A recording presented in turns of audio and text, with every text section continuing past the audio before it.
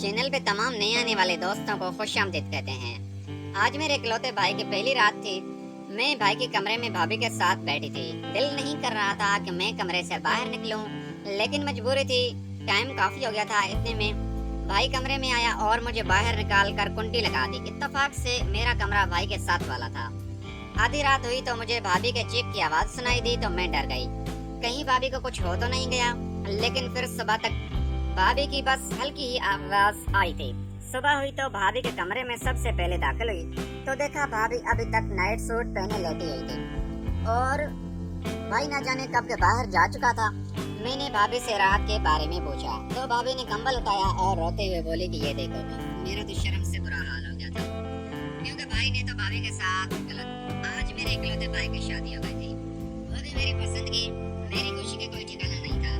वो मेरा एक ही भाई था जिसके बारे में मैंने बहुत ही ख्वाब देखे थे और ये ख्वाब अब पूरे हो गए थे। मैं उस वक्त भाभी के पास बैठ गई, जो दुल्हन के रूप में काफी खूबसूरत लग रही थी। मैंने भाई को कहा कि भाई चलें, अपने कमरे में भाभी को लेकर आती हूँ।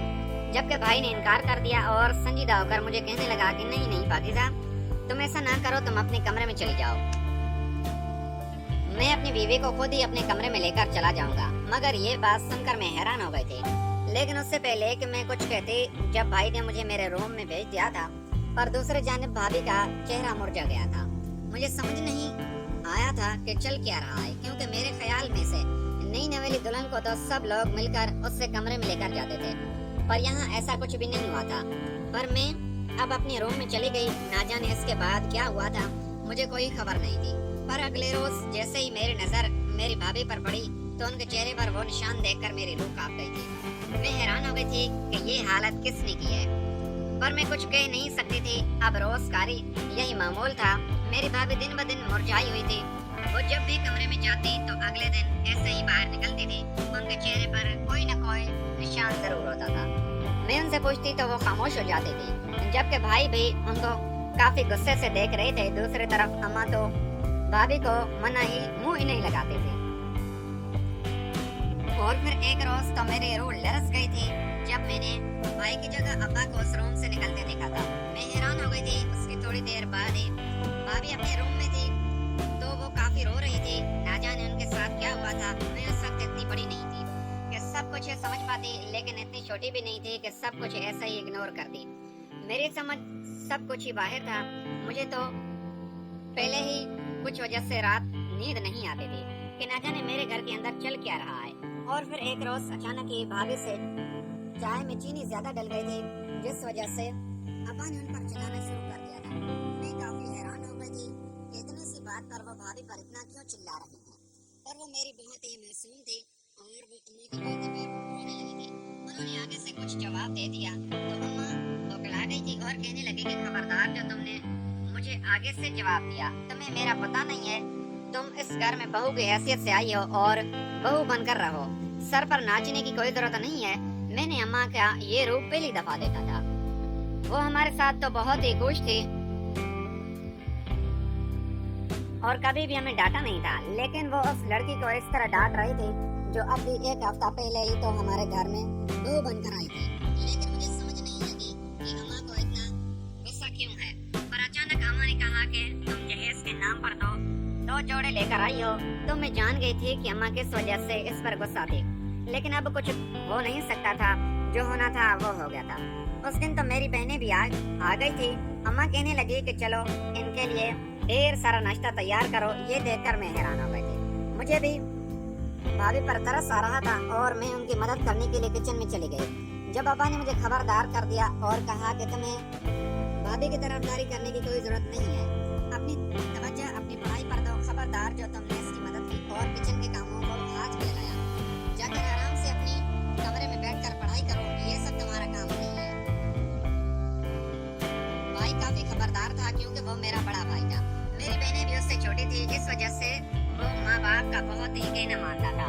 मेरे भाई ने जैसे ही अपनी बीवी को देखा, वो किचन में काम कर रही है और कहीं से भी एक हफ्ते की दुल्हन नहीं लग रही थी, तो उसके चेहरे पर कोई थकन नहीं दिखाई दे रही थी। वो हैरान हो गए थे कि इससे हो क्या गया है। उसके अंदर तो कोई भी एहसास नहीं था।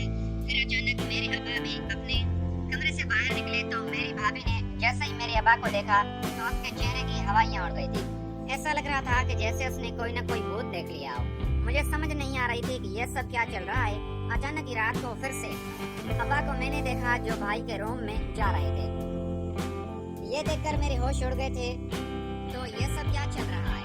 फिर अगले रोज मैंने जैसे ही भाभी को देखा तो वो काफी रोती हुई और अजीब सी हालत में अपने रूम से निकल रही थी। मुझे ऐसा लगा जैसे अब्बा भी उससे बहुत ताने देते हैं। उनका तब मेरा हाल होता है। एक जोरदार रात को मुझे बहुत प्यास लग रही थी। मैं जैसे ही अपने रूम से बाहर निकली तो मेरी नजर भाई के रूम में गई, पर वहां से वो अजीब सी आवाज में सुनकर मेरा वजूद लरसने लगा था। मुझे तो समझ नहीं लग रही थी कि ये आवाज में कौन सी है, लेकिन मैं इतना जरूर जानती थी कि यकीनन कोई बुरा काम हो रहा है। वो मेरी भाभी की चीखों की आवाज थी। लेकिन अगले दिन मैं जब भी भाई के बजाय अब्बा को इस रूम से देखती तो मेरे हाथ पांव फूलने लग जाते और मुझे काफी अजीब आवाज में सुनाई देते। मुझे ऐसा लग रहा था जैसे अब भाभी के साथ कुछ गलत काम करते हैं। फिर मेरा इस बात को दिल तस्लीम करने की इजाजत नहीं दे रहा था। मैं अपने ज़मीर की आवाज को दबाने लगी थी। ये रोज का मामूल था। जैसे ही रात होती थी तो मेरे अब्बा भी कोई इशारा करते थे और वो इशारे में ना जाने उससे क्या कह रहे थे। उसके कुछ देर बाद ही भाभी अपने रूम में चली जाती थी और फिर सब सोने चले जाते तो अब्बा भाई के कमरे में जाते। ये सब देखकर तो मैं हैरान हो गई थी कि अचानक भाई कहाँ जाते थे। मुझे भाभी पर बहुत तरस आ रहा था कि जहेज ना होने की क्या इतनी बड़ी सजा होती है। एक रोज मैंने भाभी को देखा जो सर्दी में बाहर सैन में बैठे थे। मैंने फैसला कर लिया था कि मैं जाकर उनका दुख दर्द में शरीक होंगे। यही सोचकर मैं उनके पास चली गई, लेकिन मैंने जैसे ही देखा तो वो किसी से बात कर रही थी। उनके हाथ में एक मोबाइल था। मैं जानती थी कि वो मोबाइल भाई का था, लेकिन ना जाने वो किससे बात कर रही थी। वो जिससे बात कर रही थी मैं जान गई थी वो एक मर्द है। मेरी भाभी उससे अपनी दर्द भरी दास्तां सुना रही थी।